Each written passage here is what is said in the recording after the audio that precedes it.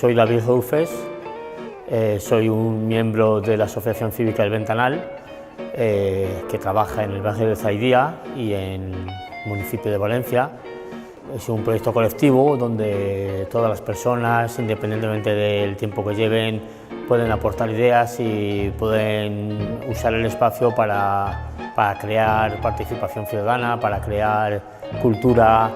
para proponer activismo, para desarrollar campañas de solidaridad con otros pueblos.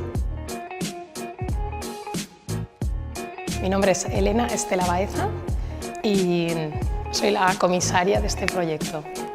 Lo que me motivó a realizar este proyecto es que formo parte de la Asociación Cívica El Ventanal.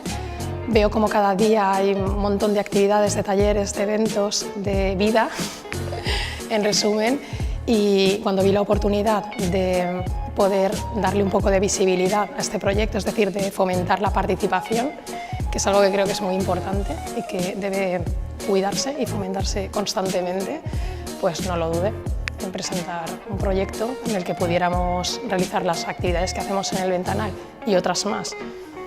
que pues aquí pudieran ser posibles por la infraestructura